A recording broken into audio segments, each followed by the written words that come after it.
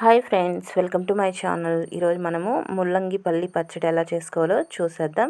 దానికోసం నేను ముల్లంగిని ఈ విధంగా కట్ చేసుకొని పక్కన పెట్టుకున్నాను. 1 కప్పు పల్లీలు, అలాగే ఎండుమిరపకాయలు, 1 ఆనియన్, 1 తెల్లగడ్డ, అలాగే చిన్న నిమ్మపండు సైజ్ అంత చింతపండు తీసుకున్నాను. ఇప్పుడు ప్రిపరేషన్ చూసేద్దాం. ముందుగా స్టవ్ మీద ప్యాన్ పెట్టేసుకొని ఇందులోకి మనం తీసుకున్నటువంటి పల్లీలని యాడ్ చేసుకుందాము.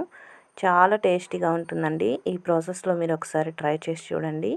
ఇలా ప్రిపేర్ చేసుకున్న పచ్చడి మనకి టిఫిన్స్లోకి, రైస్లోకి, రాగి సంగటిలోకి చాలా బాగుంటుంది.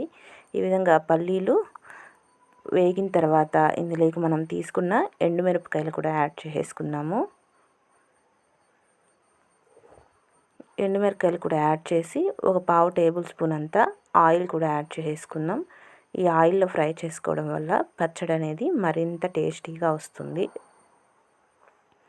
ఈ విధంగా పల్లీలు అలాగే ఎండుమిరపకాయలు అన్నీ కూడా ఆయిల్లో బాగా ఫ్రై చేసుకోవాలి. చక్కగా ఫ్రై అయితే పచ్చడి టేస్ట్ కూడా చాలా బాగుంటుందండి. చూసారుగా, ఈ విధంగా ఫ్రై అయిన తర్వాత ఈ మొత్తం కూడా తీసేసి సపరేట్ గిన్నెలోకి పెట్టేసుకుందాము. ఈ విధంగా సపరేట్ గిన్నెలోకి పెట్టుకొని ఇదే ప్యాన్లోకి మరో 1/2 టేబుల్ స్పూన్ వరకు ఆయిల్ని యాడ్ చేసుకుందాము. ఆయిల్ని యాడ్ చేసుకొని మనం ముందుగా కట్ చేసుకున్న ముల్లంగి ముక్కలు ఉన్నాయి కదా, ఈ ముల్లంగిలన్నీ కూడా ఇందులో యాడ్ చేసుకోవాలి. ఈ ముల్లంగికి పైన పీల్ అంతా కూడా తీసేసి నేను ఈ విధంగా చిన్న చిన్న ముక్కలుగా కట్ చేసుకున్నానండి. ఇలా కట్ చేసుకోవడం వల్ల త్వరగా ఫ్రై అవుతాయి మనకి. ఈ విధంగా మొత్తం కూడా తిప్పుకుంటూ మీడియం ఫ్లేమ్లో పెట్టుకొని ఇవంతా కూడా చక్కగా ఫ్రై అయ్యేంత వరకు ఫ్రై చేసుకోవాలి. ముల్లంగి కూడా ఆయిల్లో మంచిగా ఫ్రై అవ్వడం వల్ల టేస్ట్ కూడా చాలా బాగా వస్తుంది. చూసారుగా, ఇలా ఫ్రై అయిపోయినాయి. దీన్ని పక్కన పెట్టేసుకుందాం చల్లగా అయ్యేలోపు.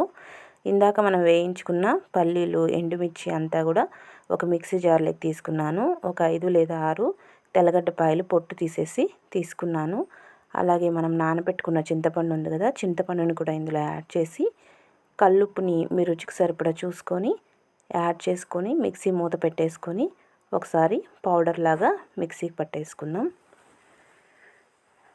ఇక్కడ చూసారా, ఈ విధంగా మిక్సీకి పట్టేసుకున్నాం కదా. ఇప్పుడు దీన్ని ఒకసారి మొత్తం కూడా కలిపేసుకొని ఇందులోకి మనం ఇందాక వేయించుకున్న ముల్లంగి ముక్కలు ఉన్నాయి కదా, ఈ ముల్లంగి ముక్కలు కూడా ఇందులో యాడ్ చేసుకుందాము. మీరు గింజలతో సహా యాడ్ చేస్తే ముల్లంగి అంతా కూడా సాఫ్ట్గా అయిపోతుందండి, అంత బాగోదు. ఈ విధంగా పౌడర్ చేసుకొని తర్వాత ముల్లంగి కూడా ఇందులో యాడ్ చేసుకుందాము.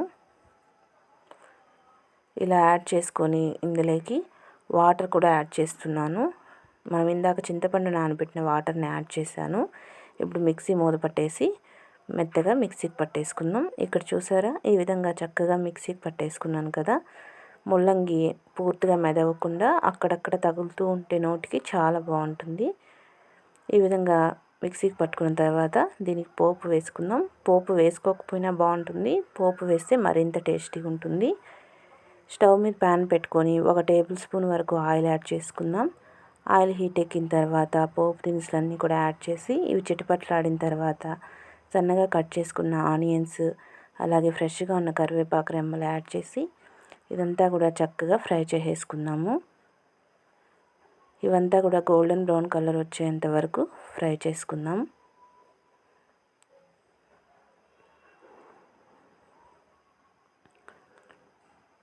ఇక్కడ చూసారు కదా, మనకి ఆల్మోస్ట్ ఫ్రై అయిపోయినాయి ఆనియన్స్ అంతా కూడా. ఈ పోపు అనేది చక్కగా ఫ్రై అయితే టేస్ట్ అనేది చాలా బాగుంటుంది. ఇలా ఫ్రై అయిన తర్వాత మనం ఇందాక మిక్సీకి పట్టుకున్న పచ్చడి ఉంది కదా, ఈ పచ్చడి మొత్తం కూడా ఇందులో యాడ్ చేసుకుందాం. ఈ విధంగా ఈ పచ్చడి అంతా కూడా యాడ్ చేసి స్టవ్ ఆపేసుకొని ఒకసారి మొత్తం కూడా బాగా కలిసేలాగా కలిపేసుకొని వేడి వేడిగా సర్వ్ చేసుకుంటే ఎంతో టేస్టీ అయినటువంటి ముల్లంగి పల్లి పచ్చడి అనేది రెడీ అయిపోతుందండి. వేడి వేడి రాగి సంగటి, రైస్, టిఫిన్స్లోకి అదిరిపోతుంది టేస్ట్. మీరు కూడా ఒకసారి తప్పకుండా ట్రై చేయండి. ట్రై చేసిన వీడియో కనుక నచ్చితే నా ఛానల్ని తప్పకుండా సబ్స్క్రైబ్ చేసుకోవడం మాత్రం మర్చిపోవద్దు. అలాగే లైక్ చేయండి, షేర్ చేయండి, కామెంట్ చేయండి, పక్కనున్న బెల్ ఐకాన్ని క్లిక్ చేసుకోండి. Okay friends, bye.